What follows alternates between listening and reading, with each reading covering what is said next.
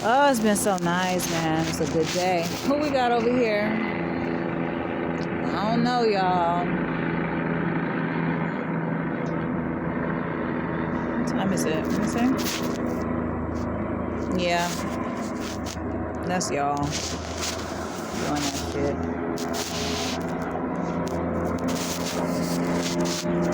Let me see what other plane. Look. Can y'all see?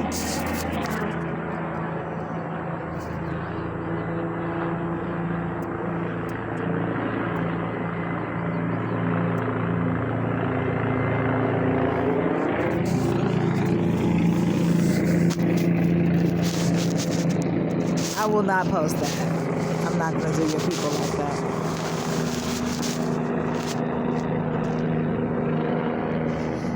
Sometimes it's used as a fear tactic. You know, like, we know where you are. It's like, I'm not hiding. I mean, I think from what I understand, I think there's a tracking device in my body somewhere. You know, so I'm not running from anything. And like I said, when I'm able and I'm ready to come up out of this environment, whatever has to change is going to change.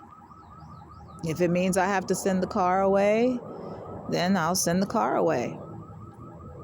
You know? Yeah. I'm not having any babies by anybody, by the way. And I'm not even interested in marriage at this point. And I'm definitely not interested in sex. Unless it's with myself. Side note. That's the best kind anyway. You know, so, in my opinion. So, but anyway, you guys, I'm not interested in any of that. But I recognize that that's something that is, you know, you guys have been trying to kind of put together little by little.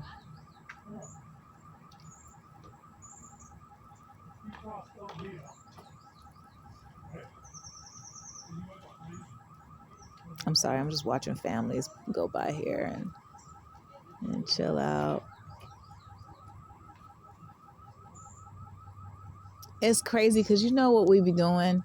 Sometimes like when the holiday is around, we rush and rush and rush for the holiday, right? And then when the holiday get here, don't it be so calm?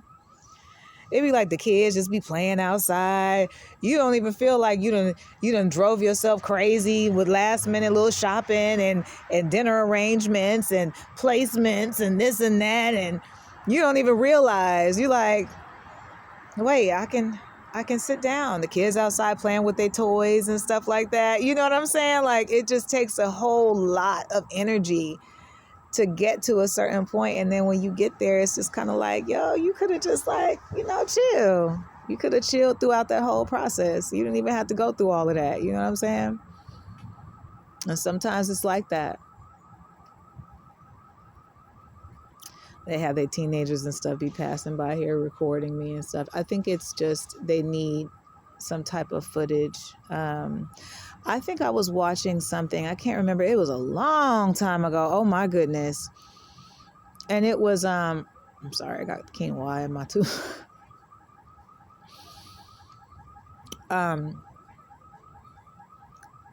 Sorry, you guys. Oh, my God. You could tell. I just tie.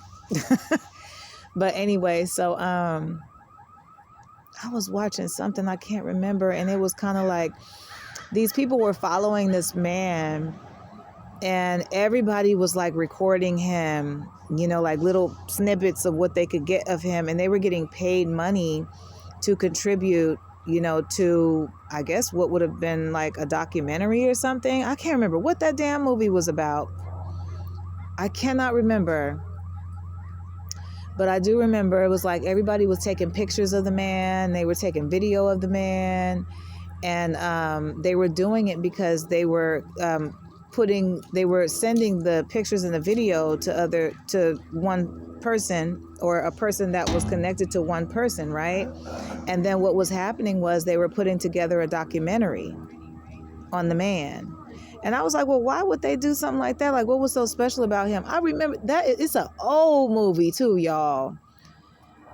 It definitely came out in the 90s. And it was crazy because it was like everywhere he went, they were just like, taking pictures and stuff with like little disposable cameras and shit like that. And then they would print the shit out and send it to someone. And then they would get money for that. Or maybe it was a dream. I don't think it was a dream. I think that was a movie. I watched it one time. I didn't watch it no more than that time because I was very young and I didn't really understand it, but I remember that. And my mom was like, I remember my mom saying they're private investigators. Because,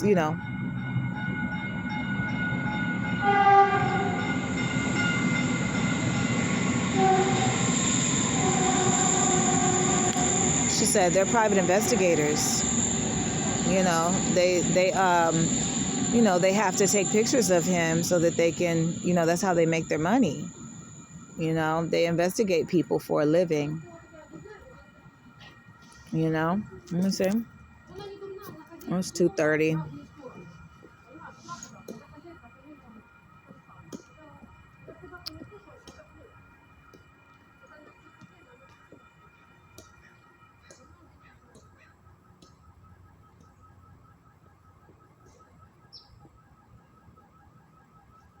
They put me into a space of, what is it? It's kind of like pre-retirement. And I'm like, you shouldn't have done that. You shouldn't have done that. But who knows why you did it? So I can't really speak on that because I'm not sure why you did it at all.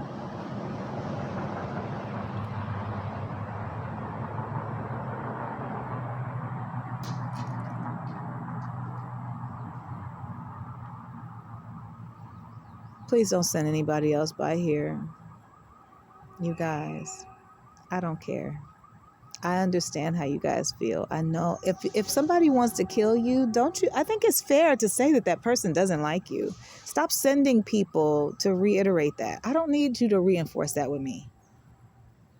It's just a waste of time. It's a waste of them people's time too. It's a whole ass holiday. Some people celebrate this holiday. Having people waste their time doing that type of shit. Oh, she's an embarrassment to the Black community because she's talking about, it's like, what really trips me out is that, especially with Black women, I can't speak for any other race because I'm a Black woman and I identify as a Black woman, for the record. So what I find really interesting is when Black women, when we have been through a certain amount of trauma, or we've had these experiences in life, right? We're not welcomed to talk about what we've gone through. We're expected to hold on to that trauma and allow that trauma to eat away at our bodies and our psyche, so that everybody, and then we're expected to still show up for our husbands and our children and our communities. We're still expected to do that. But no. You can't talk about what we've done to you. We can't talk about how you feel about any of that. You don't see anything wrong with that?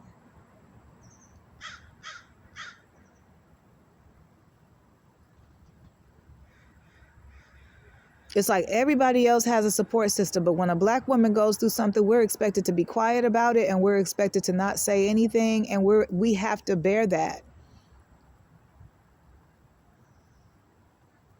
I know someone, and I'm not going to tell her story entirely, but I know someone who she was taken advantage of by a family member, and she became pregnant by that family member. And let's just say that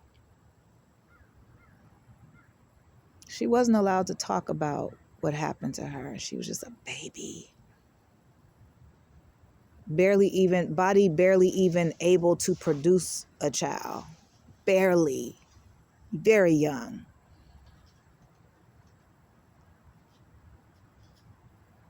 And she didn't have the baby. We're not going to talk about all the details, but she didn't have the baby. But it's the simple fact. Imagine what that did to her. Imagine what that did to her growing up. You know what I'm saying?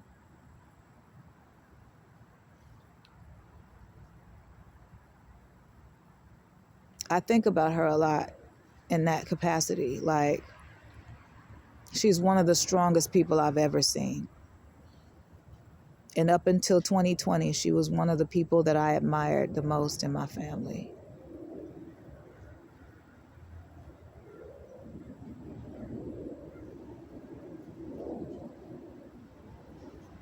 That trauma, it can either do you good or it could do you bad. If it does you good, that means that you learn how to heal through it. You work on it every single day. You realize that it's not going to happen overnight. You're not going to ever really get over it. It's always going to be a part of your story, you know, but you move through it. You move forward and you move through it. You find a way to live your life around that pain. Or as a very great woman used to say, you become friends with the pain. You know?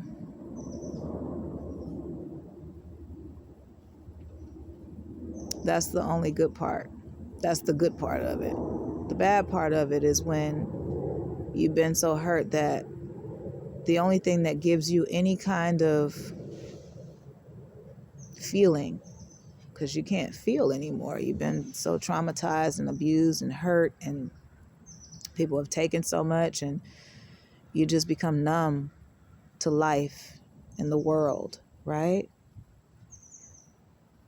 The bad part about that is some people, they get addicted to that. They become angry and bitter, and they become scarred, and they get addicted to being that way. Nothing good can pour out of them into others because they are still carrying the burden of what happened to them. So some people, they couldn't beat their abusers, so they joined their abusers. Now, instead of the healing and the loving of thine self, allowing your pain to empower you instead of break you down, instead of all that good stuff, they turn to the bad side.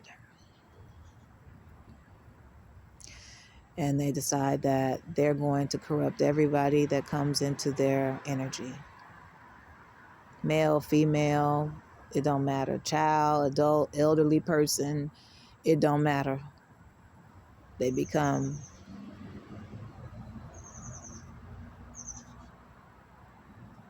toxic, basically. And that's what I see people trying to do to me.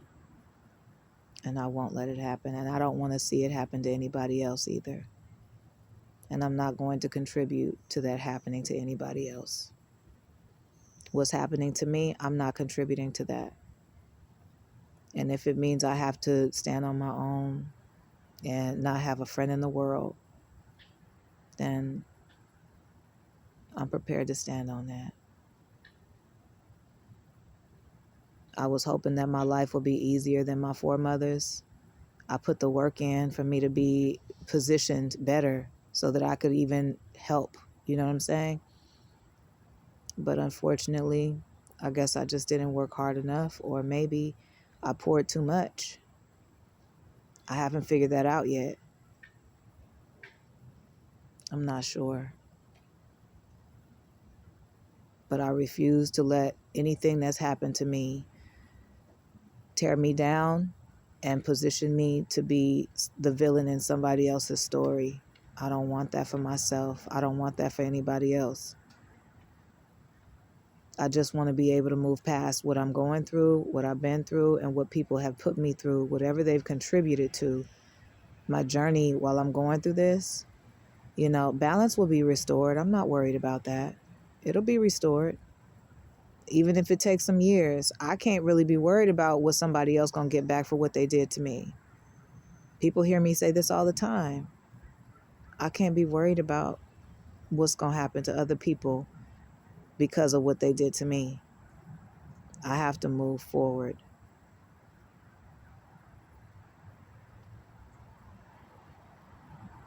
Because like I said, if somebody do get lucky and take me up out of here, let me tell you something. I don't plan on going nowhere no time soon. But I want to make sure that if anything were to happen, I want my heart to be light as a feather. I don't want to be holding on to nothing. That's why I let it out. That's why. Because I'm like, I don't want to hold on to anything, especially that. If you're going to hold on to anything, let it be something good. Let it be something good. But don't hold on to bad things. Try to do what you can so you can grow from that shit. Because it will corrupt you and it'll overtake you and it will poison your legacies.